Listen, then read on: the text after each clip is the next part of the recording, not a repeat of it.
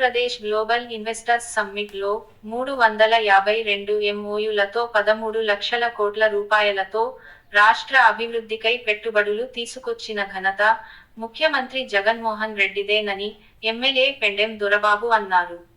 Andhra Pradesh global investors summit విజయవంతంగా పూర్తి అయిన సందర్భంగా ఎమ్మెల్యే క్యాంపు కార్యాలయం నుండి కోటగుమ్మం సెంటర్ వరకు ర్యాలీ నిర్వహించారు. అనంతరం ఎమ్మెల్యే పెండెం దొరబాబు, వైఎస్ఆర్సీపీ నాయకులు భారీ కేకును కట్ చేసి స్వీట్స్ పంచారు. ఈ సందర్భంగా ఎమ్మెల్యే పెండెం దొరబాబు మీడియాతో మాట్లాడారు. ఈ కార్యక్రమంలో municipal chairperson Gandepalli Suryavathi Bobby, vice chairpersons, సచివాలయాల కన్వీనర్ల కోఆర్డినేటర్ బాలిపల్లి రాంబాబు, కౌన్సిలర్లు పెదపాటి నాగేశ్వరరావు, తలిశెట్టి వెంకటేశ్వరరావు, బాణాసుల శివ, వైసీపీ నాయకులు కొప్పల శివనాథ్, బొజ్జా దొరబాబు, ఆనాల సుదర్శన్, రాయుడు చాందిని, నియోజకవర్గ వైఎస్ఆర్సీపీ నాయకులు, కార్యకర్తలు తదితరులు పాల్గొన్నారు.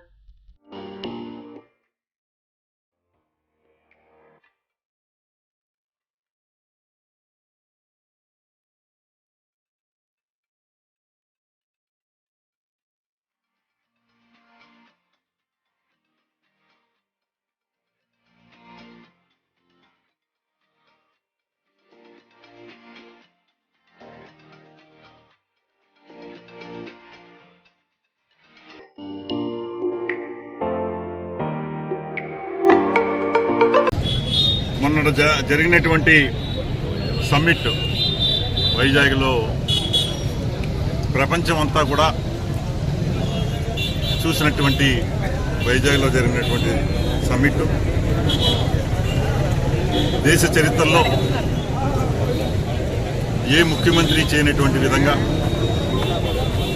మన ముఖ్యమంత్రి జగన్మోహన్ రెడ్డి గారు 352 MOUలు చేయించుకుని 13 లక్షల కోట్ల రూపాయలతోటి ఈ రోజున రాష్ట్రానికి అభివృద్ధికి పెట్టుబడులు తీసుకొచ్చినటువంటి ఘనత మన ముఖ్యమంత్రి జగన్మోహన్ రెడ్డి గారిది.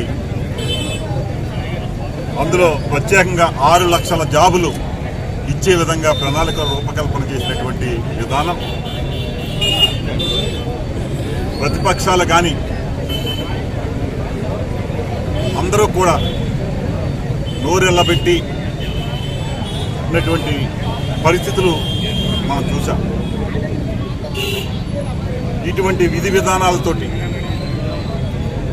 జగన్మోహన్ రెడ్డి గారు వివిధ పథకాల ద్వారా ఇప్పటికే రాష్ట్ర ప్రజానీకానికి అందరికీ కూడా ఆదర్శవంతమైన ముఖ్యమంత్రిగా ఈరోజు 13 లక్షల కోట్ల పెట్టుబడిని తీసుకొచ్చినటువంటి ముఖ్యమంత్రిగా దేశ చరిత్రలో మిగిలిపోయే విధంగా ఈ రోజున చేసినటువంటి కార్యక్రమం మరవలేనిది. ఈ రోజున రాష్ట్ర వ్యాప్తంగా ప్రతి ఒక్కరూ కూడా పండగ వాతావరణంలో ప్రతి నియోజకవర్గంలో ప్రతి గ్రామంలో కూడా చేసుకుంటున్నటువంటి వైనం ప్రతి కుటుంబానికి కూడా మా అబ్బాయికి జాబ్ వస్తుంది, ఇండస్ట్రీలు వస్తున్నాయి, జగన్మోహన్ రెడ్డి గారి వలన ఇవన్నీ జరుగుతున్నాయనే విధంగా ఈ రోజున రాష్ట్ర ప్రజానీకం అందరూ కూడా చెప్పుకుంటూ ఉంటే ఎల్లో మీడియా వారు చేయలేదు, తెలుగుదేశం పార్టీ అధికారంలో ఉండగా ఈ రకమైన వాతావరణం కానీ ఈ రకంగా పెట్టుబడులు తీసుకొచ్చినటువంటి ఘనత కానీ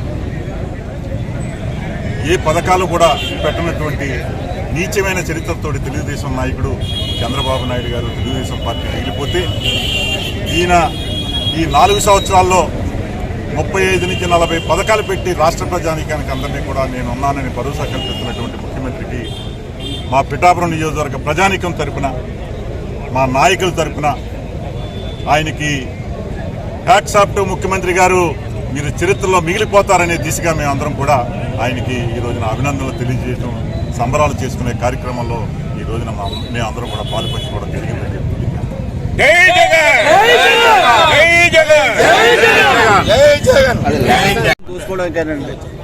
అంటే అంబానీ గారు వచ్చారు, ఆయన భోజనం కోసం వచ్చాడా అంటే వాళ్ళు చెప్పేది ఏంటి? ఈఎంఆర్ నాయుడు ఆయన ఎన్నో ప్రాజెక్టులు కట్టి ఎన్నో ఎయిర్పోర్ట్లు కట్టినటువంటి ఘనత ఉన్నటువంటి వారు, దాల్మియా ఎంతోమంది పేరు ప్రతిష్ఠున్నటువంటి గ్రూపులన్నీ కూడా వచ్చి ఈ రాష్ట్రంలో పెట్టుబడి పెట్టడానికి, ఈ రాష్ట్రం యొక్క నిడివి సముద్ర తీర ప్రాంతం కానివ్వండి, వనరులు కానివ్వండి, భూమి కానివ్వండి, అన్నీ ఉన్నాయి పుష్కలంగా. ఇక్కడ ఈ ముఖ్యమంత్రి గారి యొక్క సపోర్ట్ ఉంది అని చెప్పేసి ఈ రోజున పెట్టుబడులు వస్తే అది మింగుడు పడక వాళ్ళు చేయలేని పని, చేతకానితనాన్ని ఇలా బయట పెట్టుకునే విధానం. ఈ రోజున పెద్దలు గడ్కరీ లాంటి కేంద్ర మంత్రివర్యులు కూడా వచ్చి ఈ రాష్ట్రాన్ని ప్రశంసించినటువంటి వైనం తట్టుకోలేకపోతాం. అంబానీ లాంటి పెద్ద పెద్ద వ్యక్తులు వచ్చి ఇక్కడ ఈ కార్యక్రమంలో పాల్గొంటుంది. మేమున్నాము ఆంధ్ర రాష్ట్రానికి పెట్టుబడులు పెట్టడానికి ముందుకు వచ్చినటువంటి వారినా మీరు మాట్లాడేది ఈ రకంగా నీచమైన మాటలు, నీచమైన పద్ధతి ఎప్పటికైనా మానుకోండి. మీరు మోసం చేసుకోవద్దు. మీరు ఈ రోజున జగన్మోహన్ రెడ్డి గారిని, పవన్ కళ్యాణ్ గారు చాలా బాగా వస్తున్నాయి, ఎక్కడ మాట్లాడొద్దని ఒక పెద్ద మనిషిగా చెప్పినటువంటి వైనా మేము చెప్తా ఉన్నాం. ఎవరైనా సరే, ఏ పార్టీ అయినా సరే ఆ విధి విధానాలు ఉండాలి. మీరు ఈ పార్టీ, మీరు అధికారం ఇచ్చారు, ఎప్పుడు ప్రజలకు గుర్తు రాలేదు.